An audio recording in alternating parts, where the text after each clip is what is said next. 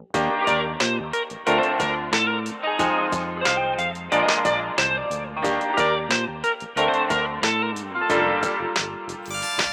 and welcome to the 11th episode of the Developers Zen podcast, where we talk about everything in the games industry, but from the eyes of two indie devs. My name is Siavash, aka Rainy, and my co-host is Sydney, aka Fem.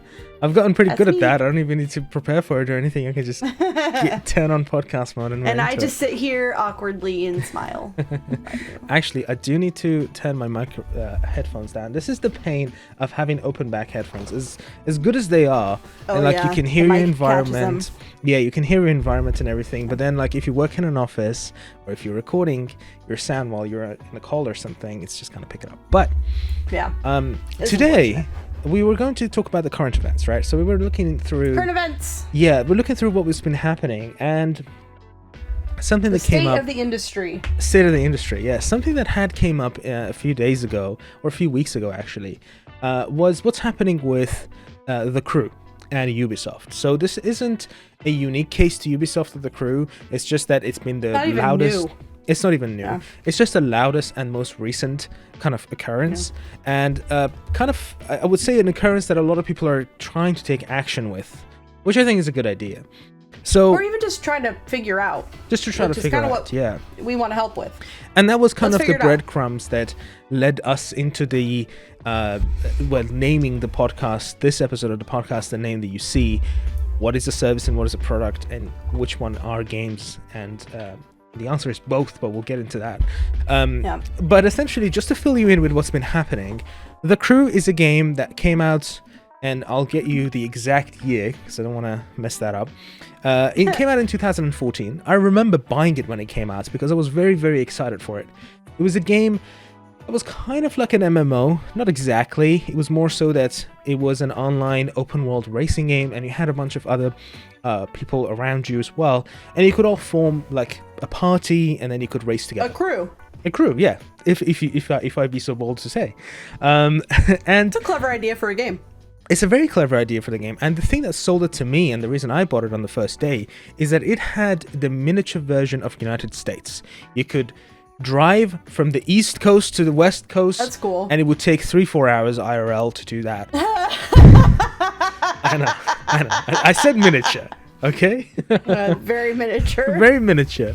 And just kind of made states as small as towns, and kind of kept the iconic landmarks. I can't even get out of my state in 3 hours. Probably not.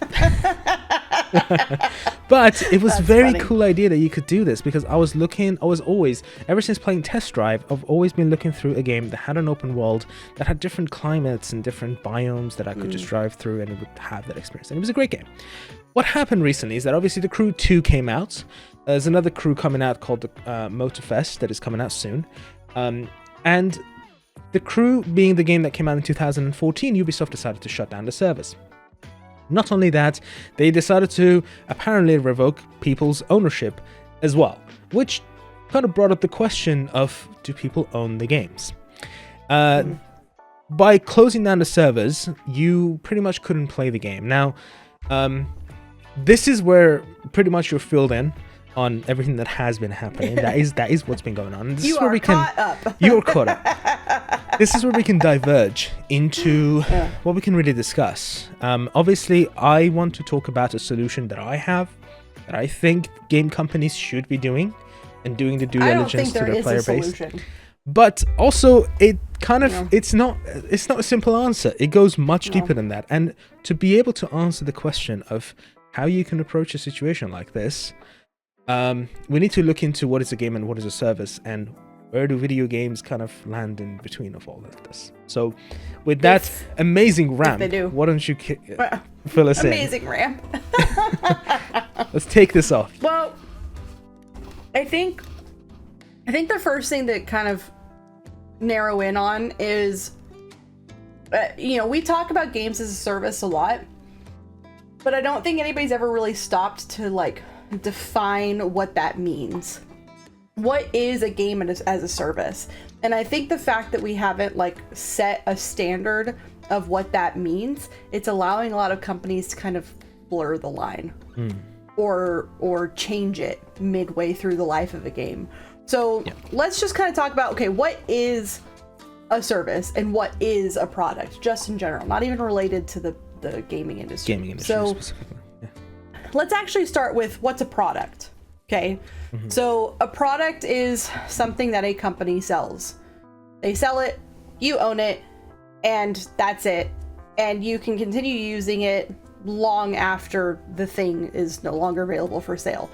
It might break, you might not be able to like fix it or replace it, but for the most part, it's going to have a long life and you can use it for a long time. And again, so, don't think about it as a video game. It can be a fan in a corner of a room. Well, I was just going to say, I think a great example of this is actually something like Tupperware. Like the legit company Tupperware. Okay. So Tupperware is a company that has a lifetime guarantee on its products. So if you crack it, break it, chip it, if it starts peeling, you can take it to a Tupperware rep and they'll replace it for you, or they'll get as close to it as they can with whatever the new product is. That's a product. That's a product with a very long lifespan. And products with lifetime warranties usually go a lot further because people know that the life of that product is going to be a lot longer than, say, another, plastic foodware brand like Rubbermaid, where if it breaks or whatever, that's it, you throw it away, you get a new one, and you have to spend more money. So that's like just within products, how there can be huge differences. You have lifetime warranty products, you have products that, are higher quality, are going to last longer, and those are the ones people are willing to spend more money on because they're going to last a long time.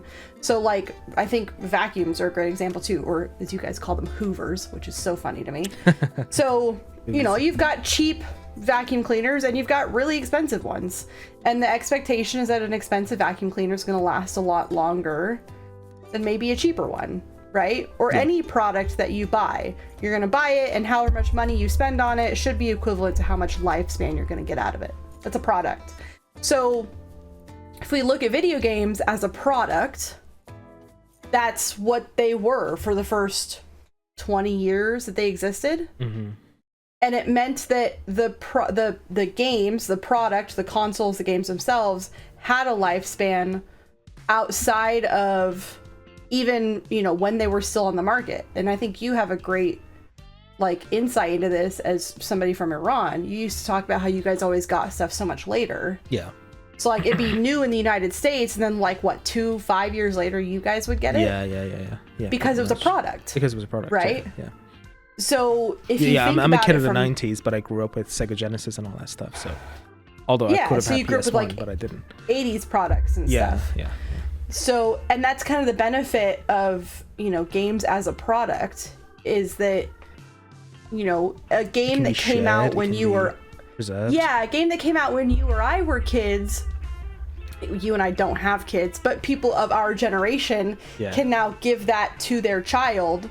And they can just play and let them play with, like Lego. Lego's a great example of a game that's a product.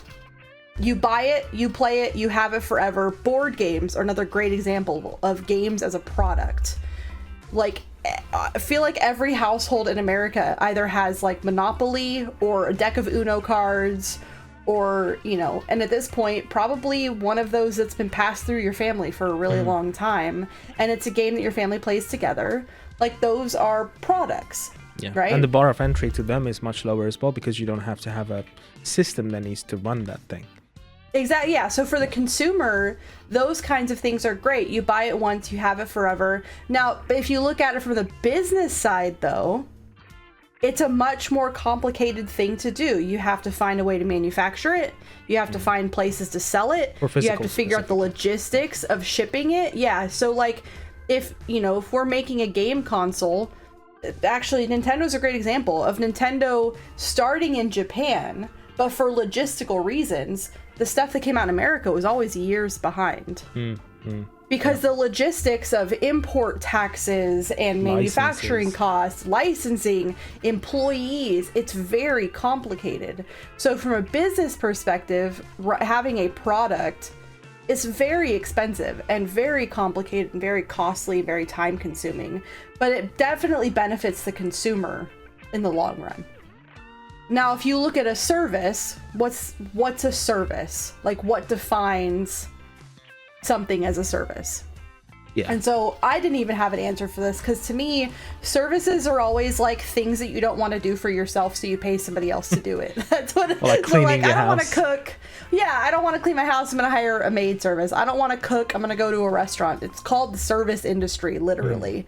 So like, you know, there's some gray areas, but that's how I always thought. So I looked it up. So I couldn't find like an actual like dictionary definition Of a service?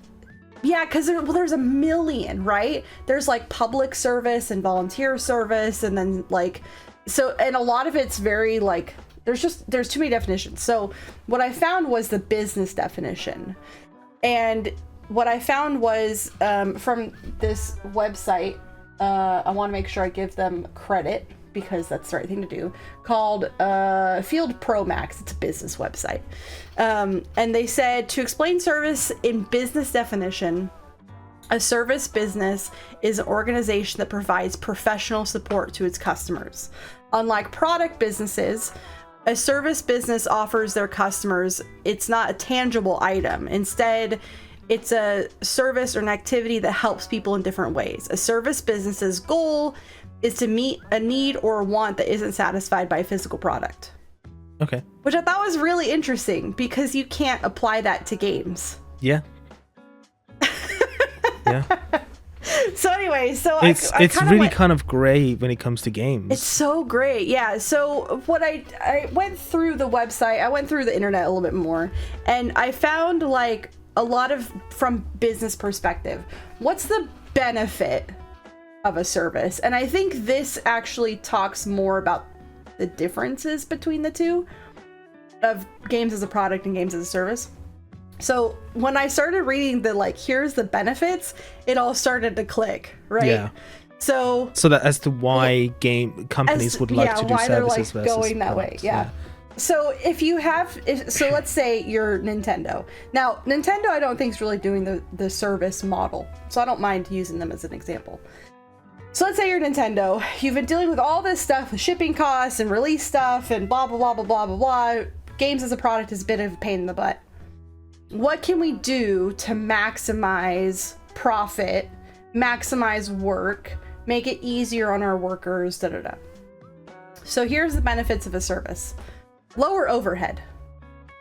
So you don't have to pay, overhead is all the stuff that you pay for to keep your business running, right? Mm-hmm. So if you're not creating a physical product, you're not paying people to create the physical product anymore. You're not paying manufacturing fees, you're not paying shipping fees, you're not paying import taxes, whatever. So lower overhead. 2 is scalability. If I decide I want to add something to my product line, I don't have to figure out ways to ship the new product and manufacture the new product and pay more people. I can just create it and put it out there, and now everybody has it, and I don't have to worry about all the in-between stuff. Let's think about, again, a non-gaming view at this. Yeah. Let's say you're cleaning services, and you just introduce a premium service where more people come in and clean your house for a quicker time. You can just implement that right away, and because it's not a product. Or, you know, we offer a new service of, now we deep clean toilets. Yeah. The only thing to do to offer that is you have to have a person who's working who's willing to do the service. Yeah, pretty much. You know, whereas if it's, again, if we go back to board game, which is, I think, is a nice parallel. Let's say Monopoly decides it wants to add a new piece to the game. Just one little piece. Yeah. I mean, one, you have to add it to all of the existing stuff that you're shipping out. If people already had purchased it, do you want to plan a way for them to also get this extended piece? It's just so much to keep track of. And well, even just at the simple level, you have to make it. You have to manufacture it. So let's say Monopoly wanted to add a fox. Okay, you have to create the mold for it. You have to figure out what you're gonna, what you're gonna make it out of. So if it's metal, you gotta. Let's say all of your pieces are metal. Now you have to purchase more metal for the extra piece to make it. So there's a lot more that goes into it. When it's a product than if it's a service. So there's a benefit to that. You can also go after like repeat business. So if you look at Nintendo when they were first starting, every time they made improvements to their consoles, they had to convince people to buy the next console. And if you already had one and you already had $200 worth of games at home, why are you going to spend money on a new console that doesn't play the old games? Yeah. And now you have to have both. And we don't have the luxury of like the newer consoles supporting the older games now. Yeah. So, you know, when it comes to repeat business, if it's a service, it makes it a lot easier for people to come back and keep spending money. You're already playing Fortnite and new season comes across and you're going to spend that money to get that new battle pass. You are a repeat customer at that point. Yeah. Because you already even though you already Yeah. There's also, so I'm just like looking at the list. So it also, one of the things that I hadn't really thought about, but it allows you to specialize and create niche markets that you can't really do if you're making a product. If you're creating a product, kind of back to the Monopoly, and let's say we wanted to add a new piece, or let's say we wanted to create a smaller game that was adjacent to Monopoly, but maybe only some people would like it, it wouldn't sell very well, but we thought people would like it. Maybe there's a small subset of people who want a Persian-based Monopoly or something. Okay. You know, is it worth the time, effort, money, overhead, fees, all that stuff to create a Persian version of Monopoly if you're doing it as a physical product? But if you're doing it as a service, that's easier. You know, yeah, we still pay people to make it, but it's not going to be nearly as expensive. I think this will go into the whole scalability area, probably. But you can do smaller, more niche items that you couldn't do if it was a big product because you want the return to be the same. So there's also like flexibility in pricing models, which I know a lot of gamers have seen, you know, is that if your overhead goes up, you can very easily up or battle passes, or Netflix, you can up the fees every couple years, or every whatever they're doing now, every half a year. Seems like it. Yeah. So if your costs go up, you can charge a little bit more, and it's not, or back to the cleaning business. Let's say the price of cleaning products has gone up and my overhead has increased. Well, I'm going to up my fees. And this again comes from the repeat customer, I think, because of the fact that you already have a player base or a paying. They trust you. They're gonna be more willing to spend it. Yeah, and that's why you can charge them again, because if it was a product, you've already sold it. It's already gone out. Yeah. You need to be working on a new product at that point rather than being able to charge the people who are already signed up more money. Yeah. Yeah. So, honestly, service from a business perspective, way better. It's way better. You can be flexible. Your startup costs are lower, your overhead is lower, your revenue generation is faster because you can put out products faster and because you have that repeat business. So there's gonna be a lot less argument about buying the next thing, you know. So now the question is, where do games land in here? Because here's the thing. We talked about all of this, but there's one thing missing, and that is digital games. Digital games that aren't services still provide a lot of the benefits and flexibilities that a service could. You could update it easily, you could scale it easily, you can push things over to people, updates and all that stuff pretty easily, and you can charge people more by leveraging DLCs and content. But that's the question. Are digital games a product or a service? That's the question. The question that we're trying to answer today is, so we know... What is what? We know games like, you know, MMOs. Yeah. Or Fortnite. Or anything with a battle pass. We know those are services. Yeah. We've kind of accepted that as gamers, right? We also know that, like, most Nintendo games, anything with a campaign, single player, God of War, Horizon Zero Dawn. Yeah. That's a product, right?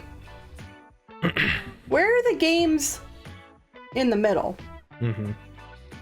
Where are the ones that you can only buy digitally, that you can't get physical copies of? And if it's a digital game, how do we decide if it's a service or a product? And if it is a service, then gamers don't own it. And if it is a product, gamers do own it. And whose responsibility is it to decide which is which? And do gamers have the right to know before they spend their money? Yeah. Wouldn't you assume that that is just a product that comes with a service?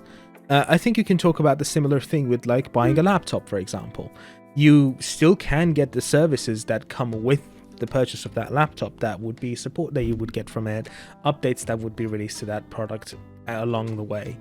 So wouldn't that still at the heart of it be a product? I think it depends, because so let's go back to the computer example. If you're buying a computer somewhere, a lot of places will make you pay for the service that comes with keeping it updated. But now if you look at software like Windows, we're all familiar with the painful Windows updates. Yeah. But is Windows a product or a service? I think it's a product that comes with a service of maintaining it. Yeah. But the truth with Windows is I can not connect to the internet and I still have it forever. Yeah, and you can. I don't have to do the updates if I don't want to. You know, and it's the same thing with buying a laptop somewhere. I can still have it and not have to worry about. So the question is, if I buy a digital game and on Steam and Steam shuts down, what happens? What happens? Yeah. I don't have that game. I don't own it. There's nothing I can do with it. Now, through the Steam client, I can go to other computers and play it, but only if it's compatible. Well, that's the whole other thing. But yeah, if Steam goes down, you're kind of screwed, aren't you? You can't download the newer games, yeah. You know, so, or, you know, you've got a lot of people complaining about, you know, they'll buy a game on Xbox, but they can't play it if they don't have an internet access. To verify their purchase, yeah. I think to kind of go back to the games that come more so as a product but have a service attached to them, you mentioned a pretty good a few very good examples that kind of was a bit more common back in 2010s and 2015s, and games like the Call of Duty series, the Black Ops series, and the Modern Warfare series, the original. They always had a campaign section, like you mentioned, which was the offline bit, and they always had an online section as well, which could go down, could not be supported, but you always still had access to the offline bit. Yeah, you still had a game that you purchased and you could play. Yeah, I think. And at some point they started getting rid of that. At some point they did start to get rid of that, but I think if we are to define again the games, I guess the games that come like this. They come packaged like this, is that at core they're still a product and they do offer a service, but they don't promise to keep the service up. So the service can go down, but there is still a product that you can use even if the service is down. Yeah, for games like that, yeah. If you have a campaign mode that you can always play no matter what, that's the game. But the service was like an extra bit. Yeah, it was like an extra benefit. And if you lost it, it wasn't a big deal. Like Halo. Halo 2 is a great example. Halo 2 had the campaign. Most people liked it for the online stuff. But if the online stuff goes away, at the heart of it, you still have the game. Or if you come into it years later, when the online stuff isn't available anymore, you can still play it. Yeah. You know. So with that, let me mention my solution that could work for some of these games, specifically for crew, and then we can look into how applicable that is to some games out there, and as well as the fact that what changed and why aren't companies doing this. So my suggestion was a very simple thing. If you are going to cut down support for a game to a point where the game is unplayable, such as the crew one, where you open the game, it doesn't connect, you can't play it. I think as a product, you have a responsibility to make sure that if you are doing that, if you are cutting the service, you still allow people to access the game through some sort of offline play. So that would be the crew, or Overwatch 1 when it got replaced by Overwatch 2. Obviously they changed it so that it was replaced by Overwatch 2, but let's say Overwatch 1 was just wiped out completely. I think Blizzard should essentially give you at least some sort of play against bots or something, so that you can still access the product to a level. Actually, without the service being available. because that's a good point with Overwatch. You can't access Overwatch anymore. The original. The original, no, it's gone forever. You can't play it. It's gone forever. It doesn't exist. Sure, it got converted into 2, but the old maps, some of the maps are forever gone. 2? That's the thing as well. Some of the content is forever gone. Look at what they did with World of Warcraft. Look at what they did with RuneScape. RuneScape did that. And everybody hated it, and everybody was mad. So they gave everybody access to classic RuneScape again, because nobody wanted the updates. Not nobody, but people didn't want the updates and changes. But those are service games specifically.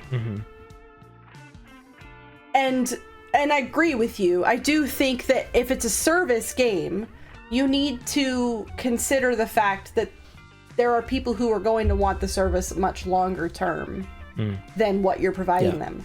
But I think at the heart of it is there needs to be a legal distinction in games when you buy them, if that game is a product or if it is a service, so that the player has an expectation of what they're getting into, so that you don't buy a game thinking it's a product and then it, like Overwatch, you know, because honestly, when Overwatch first came out, I don't think it was really set up as a service thing. Not as in big the way as it is now. Oh, no. Yeah. Not at all. It had business model changes, lots of that along the way. Yeah, There's a lot of stuff changed. Now. Yeah. So it's things that, like, Call of Duty is actually, I think, a great example. You know, over time, Call of Duty kind of transitioned with each new release from the campaign and extra service to service only. And as somebody who used to like Call of Duty, the game when that happened, I was so confused. Yeah. Because I went into it for the product. I went into it for the campaign mode, and what they had was just the service aspect of it, and I wasn't interested in that. I wish I'd been told up front, like, hey, this is the direction this is going. This is no longer a product. This is a service game now. Fortnite's another great example. Fortnite completely flipped the script. Yeah. They were a product. They had to save the world, and then they changed it. And then they switched to, PUBG is another great example. It was a product. It was a product you played online with other people, but it was still a product. And then now it's a service with battle passes. But they're not really, like, telling people this is what... It's just, like, this big gray area. We're just kind of along for the ride without being told much about what's going on. Yeah. Because I don't blame businesses for making good business decisions. I think there's a difference between a good business decision and an evil one. Yeah. but you can't. And not every good business decision is evil either. True. And you can't deny the fact that moving from a product to a service model is better for business, even if it's not always better for the player. And I think the way that we can make it better for the player is by telling the player up front what they're getting into. Yeah, I agree. And I think that brings a good conclusion to really our non-extended portion of the podcast. We are going to be discussing this a bit further and maybe share some of our own personal experiences with the transition and how we approached it. I like to actually share my experience on coming from a country that internet wasn't super accessible, and then it suddenly got very accessible, and how that also affected the games communities in Iran. So if you want to listen to our extended version, feel free to support us down below in our Patreon. We do have one, and you can support us for as little as $10 a month, I believe, and you will get access to $5, I think it's $5 actually. Yeah. Oh, for 10, yeah. For 10 the is the extended, I think one. it is. 5 10. is the early one. 5 is early access. And all of your support goes directly into all of our work that we are putting into our games currently, SunnySide.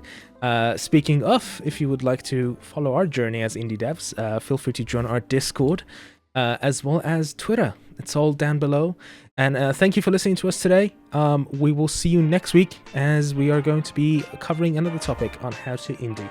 See you all next week. How to indie. Bye, guys.